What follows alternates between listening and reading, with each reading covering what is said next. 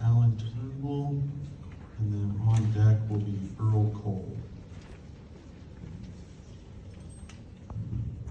Please raise your right hand. You swear or affirm that the testimony you're about to provide is the truth? Yes. If you could state and spell your name for the record. Alan Turnbull, Allen, Turnbull,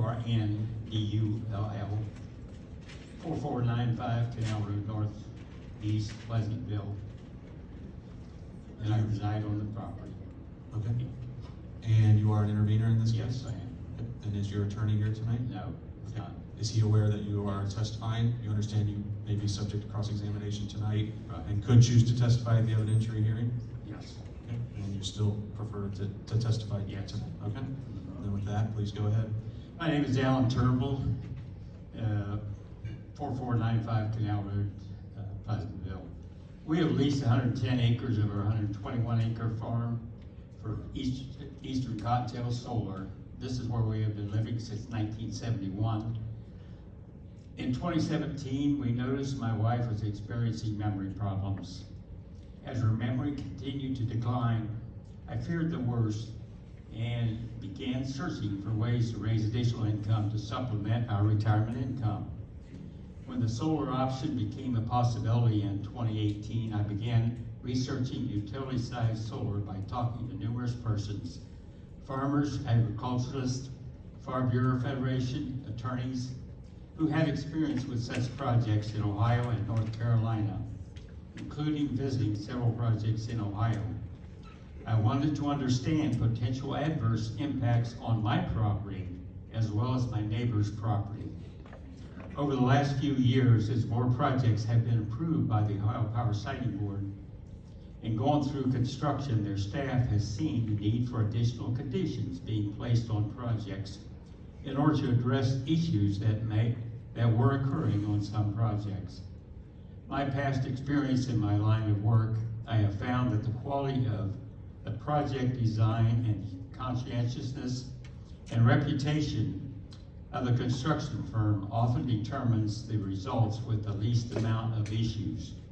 For example, I have seen the Fox Squirrel Solar Project in Madison County, and following its progress gives me satisfaction that Eastern Cottontail should be a system that most could be proud with EDF as a developer. I've gone through the main concerns the opposition has been raising and have concluded that there are a lot of misstatements of facts, baseless conjectures, hyperbole, and along with second guessing of the Ohio Power Siting Board and its staff. I believe that the conditions placed on each specific project, along with the Ohio Power Siting Board's complaint sections, following them up and seeing that construction issues raised are addressed. A denial of Eastern Cottontail would have a significant financial impact on me now that I have recently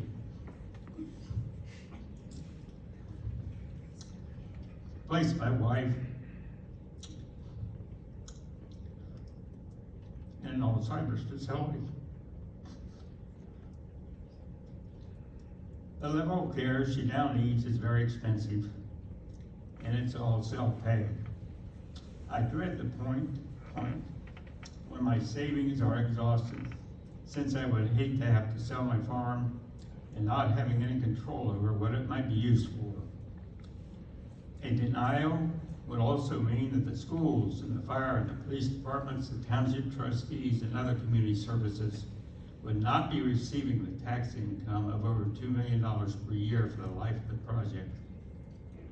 In addition, there would be a loss of clean, renewable electricity generated equivalent to 42,000 households in an area of significant demand, and the over 500 construction and long-term operations and maintenance jobs. Also, with sheep grazing, the land will be used for dual purposes. The Ohio Power Siting Board staff report of investigation states that the proposed project would serve the public interest, the convenience, and necessity, and therefore complies with the requirements provided. Recommended conditions are included. Thank you for your time. Thank you. Any questions, Mr. Grandcliff?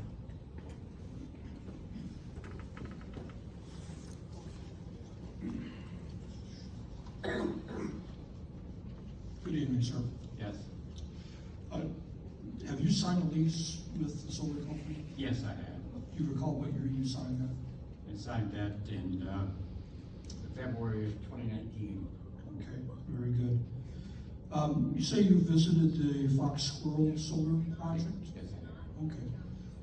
Did you take a look at the vegetation screens for that project? Yes. Okay.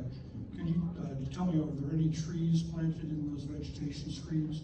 Yes. Okay, how tall are they today? Well, they're very young trees. Okay, so approximately how tall? You know, I guess,